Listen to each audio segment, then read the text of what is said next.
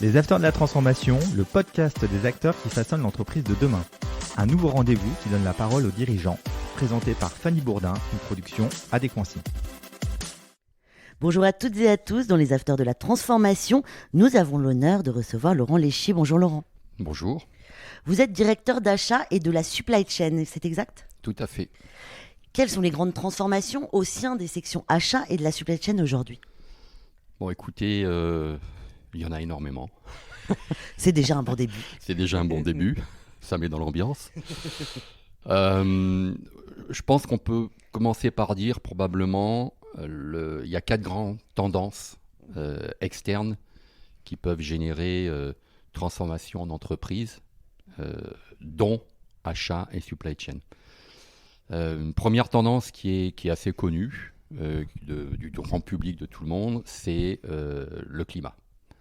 Donc les émissions de CO2, ça c'est une tendance majeure de notre société, de notre planète, qui a un impact sur l'entreprise et, comme je vais en parler plus tout à l'heure, sur les achats et la supply chain. Il y a une deuxième tendance très importante qui est aussi, je dirais, assez connue et reconnue, mais vous verrez qu'après je nuancerai un petit peu mon discours sur qui reconnaît, qui ne reconnaît pas, c'est toute l'innovation technologique. On parle de digitalisation, on parle d'IoT, donc Internet des objets, on parle de 5G. Donc ça, c'est une tendance de fond exogène à l'entreprise, majeure, tout autant que le changement climatique. Il y en a une troisième qui est plus récente, qui, je pense, est en fonction des régions mondiales et plus ou moins appréhendée. C'est tout ce qui tourne autour de l'éthique, de la conformité, donc le respect des droits humains, l'environnement. Voilà, donc ça, c'est une troisième tendance majeure qui, pour moi, impacte l'entreprise. Et puis, il y en a une quatrième qui est la régionalisation du business. Ce n'est pas que le risque géopolitique, mais c'est les trade zones. Les USA, l'Europe, la Chine. Et ça, c'est 4 grandes tendances qui existent depuis quelques années, pour certaines depuis des décennies, comme le problème du climat, comme l'innovation technologique. Et ces 4 grandes tendances ont un impact, créent des opportunités de transformation pour les entreprises et créent des risques. Une fois qu'on a un peu posé, j'ai un peu posé le décor comme ça, tout le monde a pris conscience que le Covid a eu 2 impacts. Il y a un contexte sanitaire qui est quand même assez important. Voilà, alors le contexte sanitaire, pour moi, a eu 2 impacts. Et enfin, ces 2 impacts, c'est une prise de conscience où c'est nécessaire. La prise de conscience des 4 enjeux dont j'ai parlé était déjà plus ou moins acquise ou plus ou moins connue en fonction, par exemple, des secteurs, si je parle du monde de l'entreprise. Mais en tout cas, le Covid a eu de manière générale 2 impacts qui sont une double prise de conscience. Première prise de conscience, les achats et la supply chain, encore une fois, là où c'était nécessaire, ne sont pas une fonction purement tactique, mais sont vraiment des fonctions, des métiers, des activités au cœur de l'entreprise, au cœur du business. Alors tout le monde a en tête l'approvisionnement des masques. On a bien vu que pour certains de nos gouvernants, la logistique, la supply chain était un sujet secondaire. Oui, pas primordial du tout. Pas primordial du tout. Quand je dis ça, c'est un constat. Il n'y a pas de finger pointing, il n'y a pas de critique, chacun sa culture, chacun sa prise de conscience. Mais en tout cas, c'est une réalité.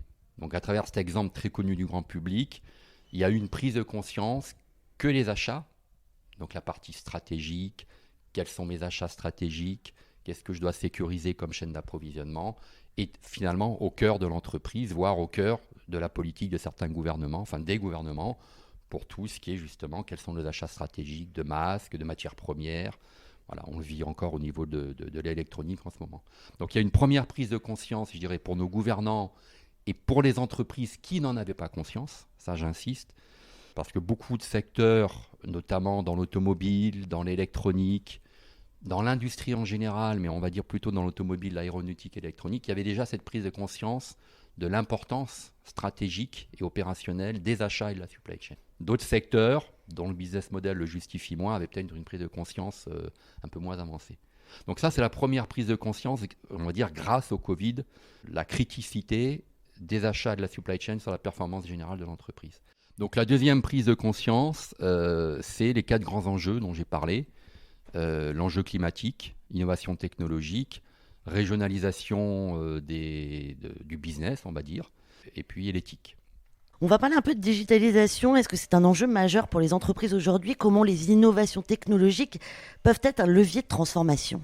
C'est un levier de transformation majeur, qui est à la fois une opportunité et quelques risques. Alors je commence par le risque, non pas parce que j'aime commencer par le négatif, mais c'est peut-être la partie la moins importante, parce que pour moi c'est une énorme opportunité, mais on peut quand même pas éviter de parler du risque lié à la nouvelle technologie, qui est la cybersécurité. Donc ça, c'est un risque majeur. Tout est aujourd'hui, entre guillemets, digitalisé, que ce soit nos systèmes d'information personnels, les entreprises, l'IoT, la 5G. Dans ce contexte d'innovation technologique, il y a un risque majeur pour les entreprises et politiques, et pour les gouvernants, qui est la cybersécurité. Donc ça implique des transformations dans les entreprises importantes. Création de nouveaux postes, renforcement des défenses informatiques, voilà. Et en particulier pour les achats et supply chain. Donc je passe vite sur ce risque, mais on ne peut pas ne pas en parler.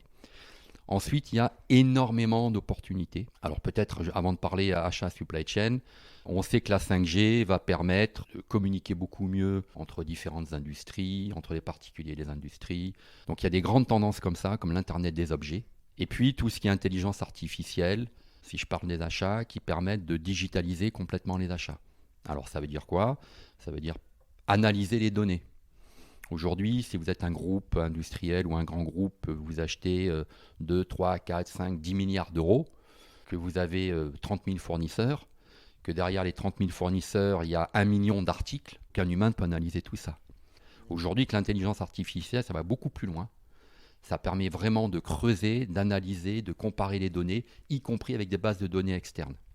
Donc à partir de là, c'est un exemple concret qui permet aux directions achats de mieux connaître leurs achats, avec un double objectif, mieux réduire les coûts, c'est mieux ce qu'on achète, donc on négocie mieux, puis mieux connaître ses fournisseurs, mieux connaître les risques aussi. Donc aujourd'hui, il y a toute cette partie base de données, animée, je dirais, par l'intelligence artificielle, qui permet de savoir ce qu'on achète et où sont les risques. Donc ça, c'est un exemple concret. Un deuxième impact concret, c'est la dématérialisation et l'automatisation des processus. Mais la digitalisation, quelque part, ça fait gagner du temps aux entreprises? C'est un des objectifs visibles et connus, mais il y en a beaucoup plus. Donc dématérialisation, automatisation, un des premiers bénéfices, c'est l'augmentation de productivité. Derrière cette automatisation ou dématérialisation des tâches, si vous avez une direction achat de 500 personnes, vous avez peut-être 200 acheteurs qui passent leur temps à passer des commandes. Donc si vous dématérialisez ou automatisez, vous n'avez plus à avoir besoin de 200 acheteurs. Vous allez peut-être avoir besoin de 50 acheteurs. Donc deuxième impact, vous pouvez réallouer ces 150 personnes. Donc je réduis le coût de la direction achat, mais vous pouvez les mettre dans des postes qui créent plus de valeur. Donc vous pouvez prendre ces 150 personnes, je simplifie un petit peu, et les mettre sur des tâches à plus grande valeur ajoutée, comme ce qu'on appelle le sourcing, la renégociation, la relation avec les fournisseurs. Ça aussi, le Covid a montré que identifier ses fournisseurs stratégiques et les gérer, entretenir des bonnes relations, c'est critique. Donc ça, il y a plein de groupes qui le savent, les directeurs achats le savent, c'est pas toujours mis en place. Donc utiliser une partie de ces ressources qu'on a enlevées des tâches transactionnelles pour les mettre sur des tâches à plus grande valeur ajoutée, c'est une autre opportunité. Vous avez travaillé dans des groupes internationaux. Quelles sont les stratégies d'achat à mettre en place aujourd'hui? Il y a 6 axes importants, 6 axes stratégiques pour un grand groupe industriel ou de services autour des achats et de la supply chain. Il y a un premier axe qui est un classique, un basique, mais qui est incontournable, c'est la performance économique, la réduction des coûts. Ceci étant, il y a 2 autres axes que j'ai mis en place dans différents groupes dans lesquels j'ai travaillé. C'est tout ce qui est justement ce qu'on appelle l'achat durable ou supply chain durable.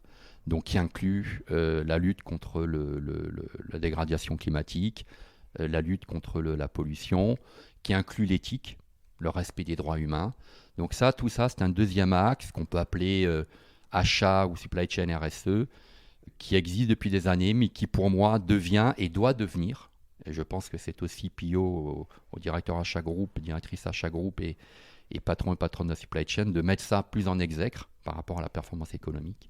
Est-ce qu'il y a vraiment une prise en compte aujourd'hui justement des risques et des enjeux climatiques dans ce secteur d'activité? Alors, je finis sur les 6 axes. Allez-y. Donc, il y a vraiment après tout ce qui est justement relations fournisseurs. Innovation, capter l'innovation et gérer les fournisseurs stratégiques. Il y a un quatrième axe qui est tout ce qui est changement du business model, nouvelles compétences autour du digital, nouveaux processus, simplification des processus, gestion de l'écosystème. Et puis il y a tout l'axe digitalisation en lui-même. Voilà, donc on a vraiment 6 axes majeurs qui, pour moi, doivent être au cœur d'une stratégie achat ou supply chain.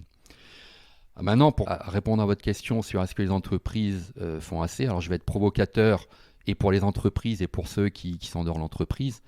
Non, je pense que personne n'en fait assez. Et là, je ne parle pas des entreprises.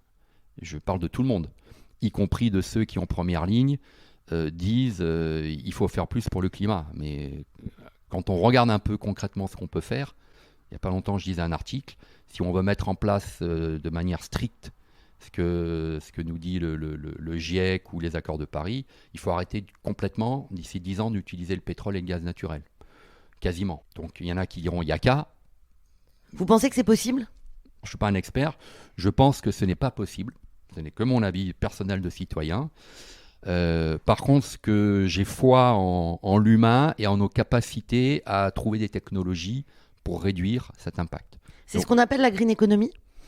Alors la green economy a commencé. Alors green economy, chacun, je pense, aura sa définition. Si par green economy, on entend développer, mettre en place des solutions pour le citoyen, pour les clients, par exemple de réduction d'énergie électrique dans les bâtiments, des choses comme ça, oui, c'est en place. Maintenant, je pense qu'il faut que ça aille plus loin.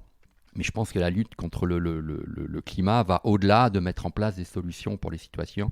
Je pense qu'il faut vraiment trouver une rupture, qu'on n'est pas prêt. Personne n'est prêt aujourd'hui au plan macroéconomique et au plan de l'entreprise. Je vous donne aussi, en parlant de technologie, je vous donne un exemple concret pour les achats et la supply chain. Moi, ça fait des années, je pense que tout le monde est familier avec le scope 1, 2, 3 des entreprises. Donc, ce qui est un découpage des émissions, découpage pour expliquer, pour segmenter d'où viennent les émissions de CO2 des entreprises. Donc, le scope 1, c'est la partie émissions directes des entreprises, les bâtiments, etc. Le scope 2, c'est tout ce qui est lié à l'énergie. Et le scope 3, c'est tout ce qui est externe. Donc, la chaîne achat et la chaîne de distribution vers les clients. Les camions, etc., etc. Le scope 3, la partie achat, représente pour la plupart des entreprises entre 60 et 80% des émissions de CO2. Donc, c'est un sujet qui n'est pas nouveau.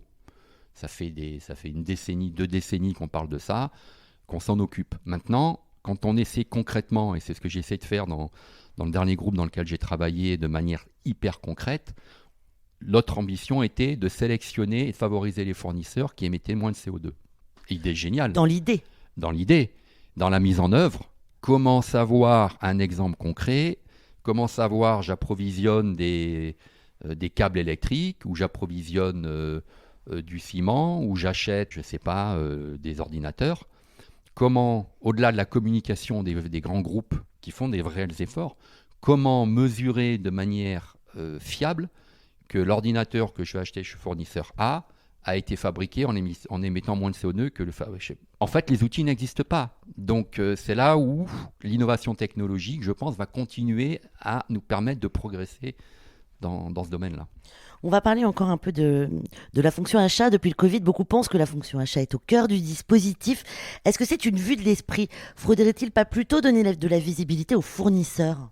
La fonction achat est revenue. J'espère que tout le monde en a bien pris conscience, mais effectivement, comme on parle souvent d'entreprise, est au cœur du business.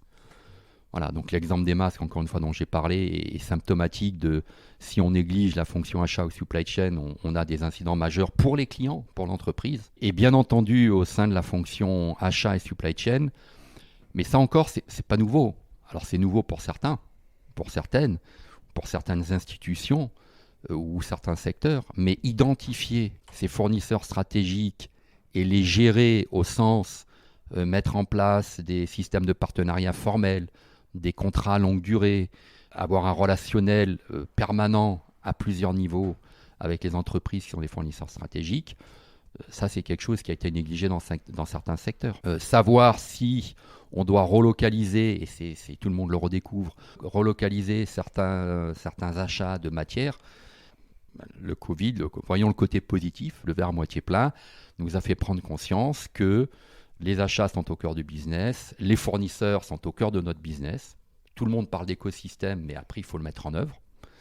Et la relocalisation, dans une certaine mesure, est une action à mettre en place. Mais vous pensez qu'il faut continuer à s'approvisionner à l'international ou privilégier les circuits courts aujourd'hui ? D'abord, il y a une question de faisabilité.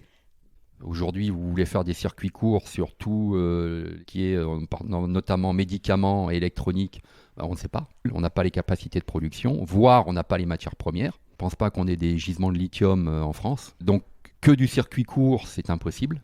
Maintenant, il y a des cas où c'est possible. Après, il faut penser, quand on fait un circuit court, sur certains types d'achats, et probablement il faut le faire, on va mécaniquement augmenter les coûts. Pourquoi certaines industries sont parties en Chine ou certaines industries textiles au Maghreb ou dans l'Est de l'Europe ?